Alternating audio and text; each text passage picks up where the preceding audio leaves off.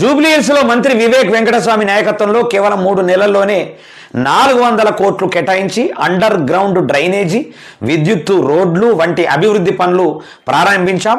కొత్త రేషన్ కార్డులు, సన్న బియ్యం, ₹500కే సిలిండర్, ఉచిత బస్సు ప్రయాణం వంటివి ఇచ్చాం.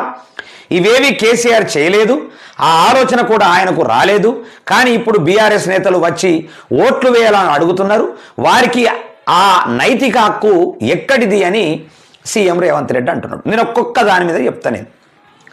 400 కోట్లు కేటాయించిండ్రు, గ్రౌండ్, డ్రైనేజీ, విద్యుత్తు, రోడ్లు అన్నీ వేసిరు అంటున్నారు కదా.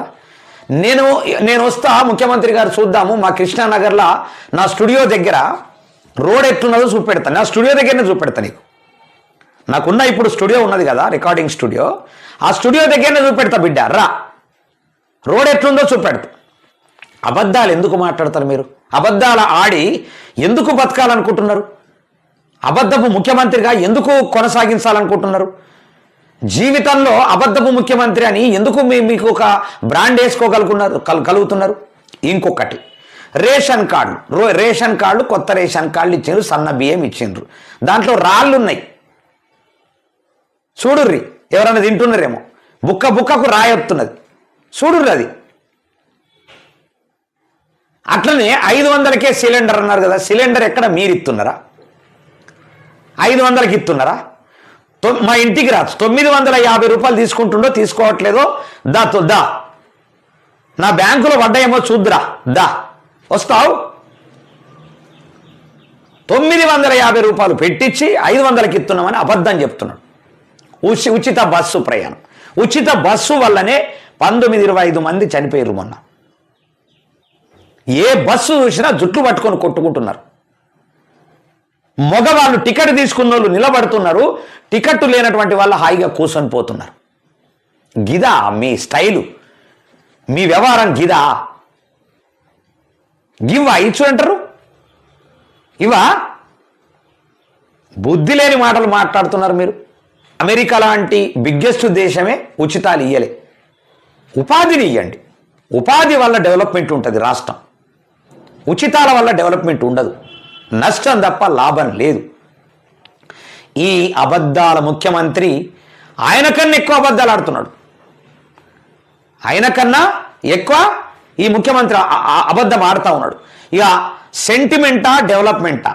ఖచ్చితంగా సెంటిమెంటే వర్కౌట్ అవుతుంది, గుర్తుపెట్టుకో. జూబ్లీహిల్స్ ప్రజలు ఒక్కసారి ఆలోచించాలి.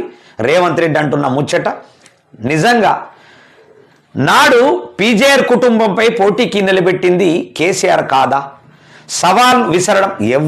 ఒకళ్ళ మీద ఒకళ్ళు తప్పకుండా నిలబెడతారు అంటే బీఆర్ఎస్ పార్టీ చేతులు కట్టుకొని గాజులు తొడుక్కొని కూర్చోవాలా?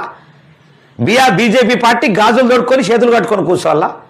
మరి మీరు కూర్చోరు అంటే ఏం బుద్ధి తక్కువ మాటలు అవే? నాకు అర్థం కాదు. పీజేఆర్ మీద నిలబెడతారు, ఆయన గెలుస్తాడు, ఆయన దేవుడు అక్కడ ఉన్న ప్రజానికానికి.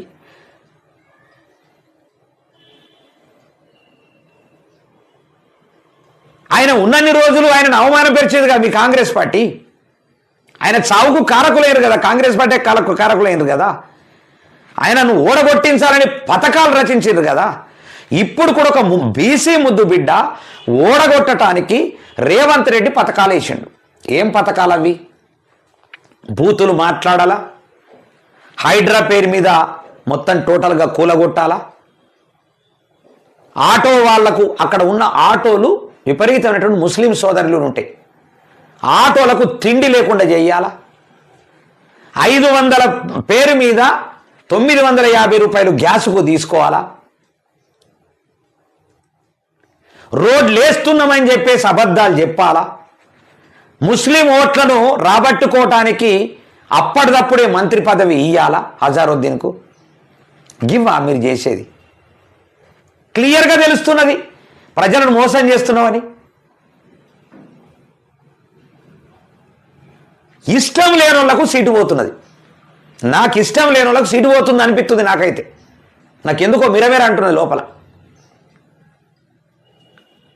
నవీన్ యాదవ్ వస్తే ఎంతో కొంత చేస్తాడని, ఎందుకంటే ఆమె ముద్దెమ్మెల్యే అవుతుంది. ఆమె మాట మాట్లాడదు, గిట్లనే ఉంటుంది. సబితా ఇంద్రారెడ్డి లెక్క ఉంటుంది వ్యవహారం అంతా. సబితా ఇంద్రారెడ్డి లెక్క ఉంటుంది. ఏం మాట్లాడేది, సూత్తుంటుంది, ఇట్లుంటుంది, ఏదో 4 మాటలు మాట్లాడుతుంది. మొన్న అంటున్నది చేవెళ్ళ నియోజకవర్గం నుంచి వల్ల ఇంద్రారెడ్డి ఆయన ఒక దేవుడు, ఇంద్రారెడ్డి బేస్ చేసుకొని ఆయన చనిపోయిన తర్వాత నువ్వు ఎమ్మెల్యే అయినవు, సోయి సోపారం లేదు, ఇప్పుడు రైట్ టు టైం కాదంట, అక్కడ నుంచి వచ్చి ఇక్కడ కూర్చున్నది. సోయి సోపారం లేదు, ఏం మాట్లాడుతున్నారో అర్థం కాదు, తిని బలవటానికి ఉపయోగపడుతున్నారు. అందరూ అట్లనే ఉన్నారు రాజకీయ నాయకులు, దాంట్లో ఉన్న వాళ్ళు అట్లా అన్నారు, దీంట్లో ఉన్న వాళ్ళు అట్లా అన్నారు. ఏ పార్టీలో ఉన్న ఎమ్మెల్యేలైనా, ఏ పార్టీలో ఉన్నటువంటి ఎంపీలైనా, ఏ పార్టీలో ఉన్నటువంటి ఎమ్మెల్సీలైనా గట్టనే పాడేర్రంతా. ఒక్కరిని చూపెట్టండి, ఒక రాజగోపాల్ రెడ్డి ఇలాంటి వాళ్ళుగా తప్ప. ఎమ్మెల్యే కానటువంటి వాళ్ళు ప్రజలకు సహకారం చేస్తున్నారు తప్ప, ఎమ్మెల్యేలైనటువంటి వాళ్ళు సహకారం చేసేటటువంటి దిక్కు దీవాన్ని లేకుండా పోయింది. ప్రజల మాటలు వినేటటువంటి పరిస్థితి లేదు, ప్రజలకు సేవ చేయాలనేటటువంటి సోయి లేదు. దుర్మార్గులు వీళ్ళంతా, వీళ్ళందరినీ కూడా దుయ్యబట్టే కార్యక్రమమే వీకేఆర్ టీవీ ప్రజా అసెంబ్లీ.